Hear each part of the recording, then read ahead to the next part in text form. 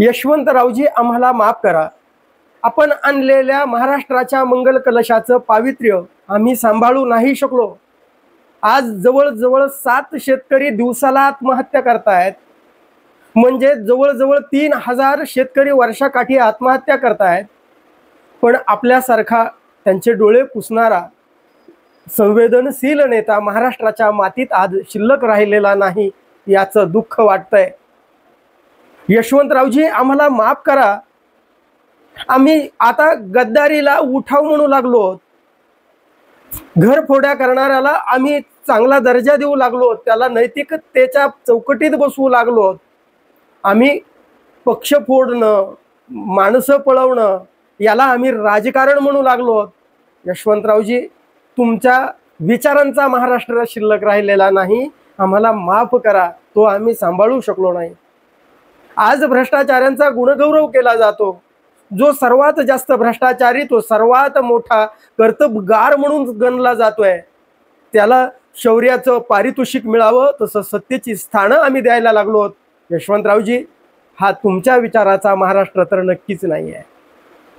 आम्ही आता खुनसी सूड भावनेला, एखाद्याचं राजकीय सामाजिक आयुष्य उद्ध्वस्त करण्याला राजकीय आणि चाणक्याची नीती मानू लागलेलो आहोत।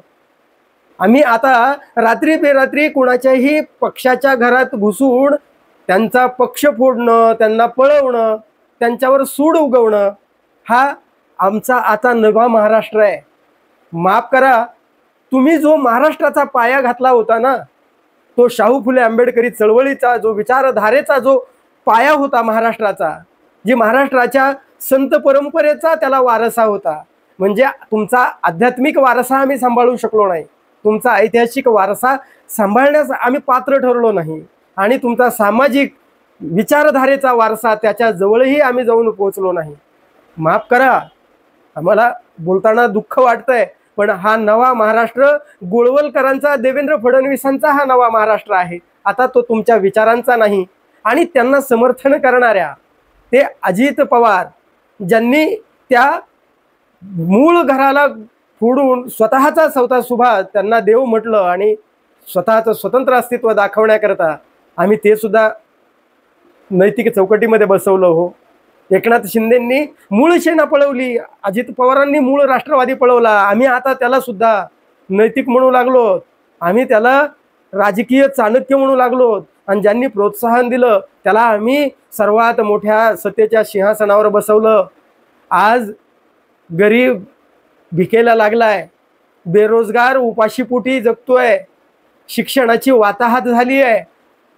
यशवंतरावजी, आज अन्नदाता पूर्ण भिकेला लागलाय, आणि मग तुमच्या स्वप्नातला तुम्ही आणलेला तो मंगल महाराष्ट्राचा कलश आज या महाराष्ट्रात आम्ही नाही सांभाळू शकलो। तुमचा वारसा आम्ही नाही सांगू शकत। आम्ही भलेही डोक्यावर तुमचा तो मंगल पवित्र कलश म्हणून महाराष्ट्राभर फिरत असू, पण तुमच्या विचारांचा, तुमच्या स्वप्नातला महाराष्ट्र तो आम्ही नाही सांभाळू शकलो। कारण इथं ज्या छत्रपती शिवाजी महाराजांच्या विचारांचा हा महाराष्ट्र तुम्ही पाया घातला होता, त्या छत्रपती शिवरायांच्या विचारांचा अपमान करणाऱ्या, त्यांचं चारित्र्य हनन करणाऱ्यांचं पीक उदंड या महाराष्ट्रामध्ये आलंय।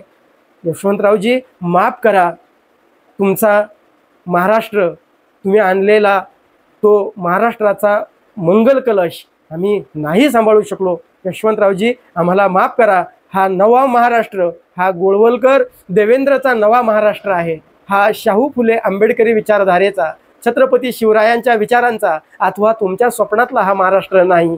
हा महाराष्ट्र नवा आहे, जो की अनैतिकतेला नैतिकतेच्या चौकटीत बसून बलशाली दाखवतोय, पण तो आतून पूर्णपणे पोखरलेला आहे। यशवंतरावजी, आम्हाला माफ करा, तुमचा महाराष्ट्र आम्ही वारसा आम्ही नाही राखू शकलो, नाही सांभाळू शकलो, आम्हाला माफ करा।